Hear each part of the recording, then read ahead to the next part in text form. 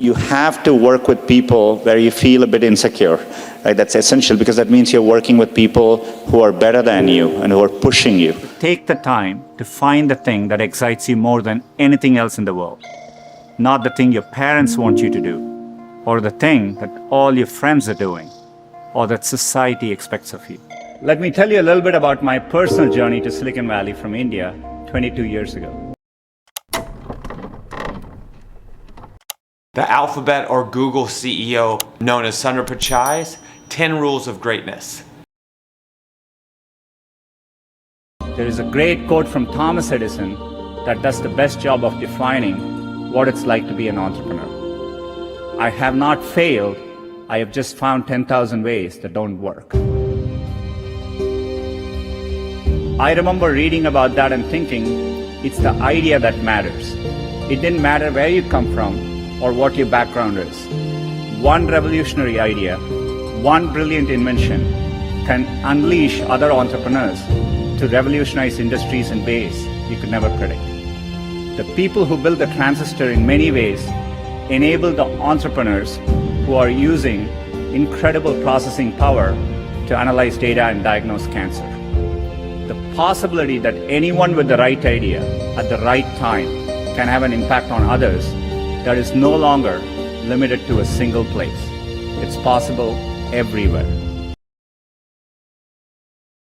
If at some point in your life, you have to work with people where you feel a bit insecure, right? That's essential because that means you're working with people who are better than you and who are pushing you, right? And so I've always encourage, if you actually feel very secure in what you do, that means you're doing something comfortable and you're not pushing yourself. And so there are many times I've felt working with people in a group, am I doing enough? These people seem much better than me, and I think that's an inherent part of learning.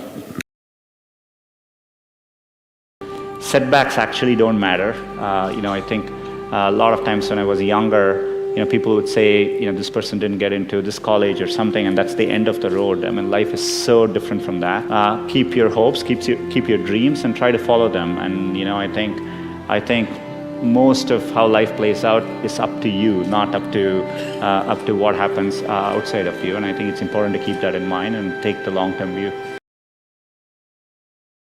Be impatient. It'll create the progress the world needs. You will make the world better in your own way, even if you don't know exactly how. The important thing is to be open-minded so that you can find what you love. For me, it was technology.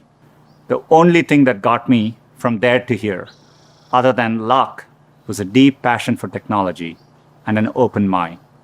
So take the time to find the thing that excites you more than anything else in the world. Not the thing your parents want you to do, or the thing that all your friends are doing, or that society expects of you. From our perspective, and I think it's true for in technology in particular, the world keeps changing, as I said earlier. So, a big part of what I focus on at any given time is making sure we are innovating and building products for the future. It's just got to be a normal course of how you think. And so, we are constantly thinking about what to do next. So, Android is very popular. People are using smartphones.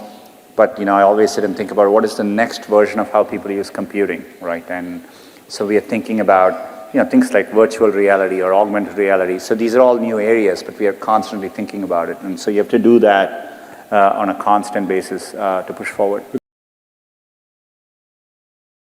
Your work is to remove barriers, remove roadblocks for them so that they can be successful in what they do. And so that's how I've always thought about it.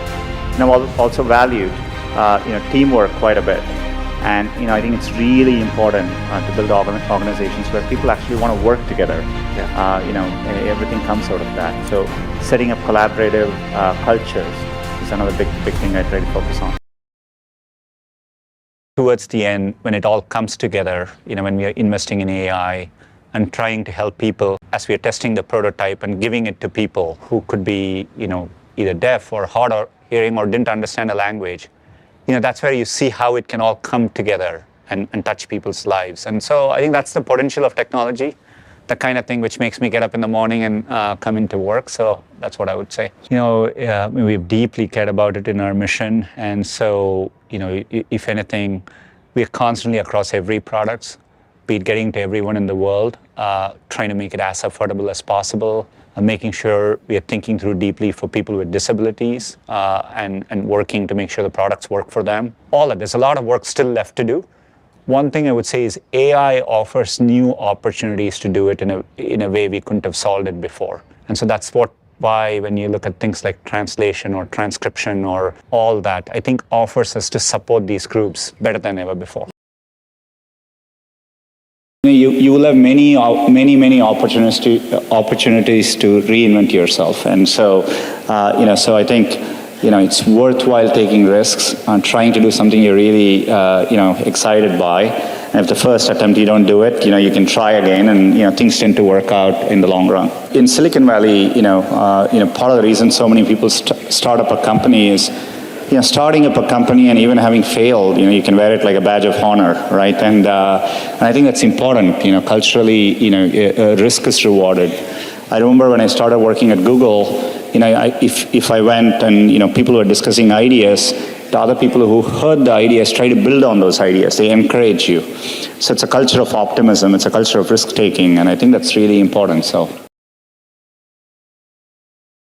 I do work on weekends, but I do make sure I take time to disconnect, to be with my family and friends, which I think is very important. I think being patient and trying to do something that makes you happy is what's in your control. Do something that you're happy with and do your best. And I think things tend to work out, and that would be my advice.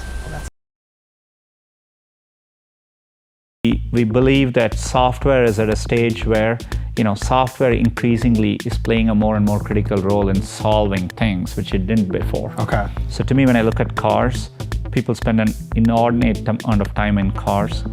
These are resources which are very poorly utilized.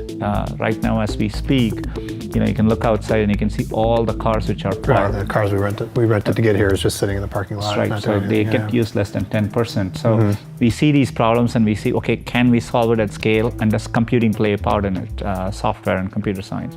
And while the effort may seem ambitious or crazy, we take a very disciplined approach inside, right? So those are thought through like businesses which we are building. And it's just that we're willing to take a long-term view, but we run them in a very disciplined way. Our research can be longer term, and we do that precisely in research. When we take research projects like Google ATAP or a core research, we never know whether some of them even makes viable business applications, but we want to push the technology at times because you don't know what's possible on the other side.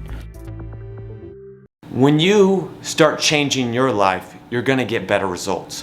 Why not use the behaviors of successful individuals?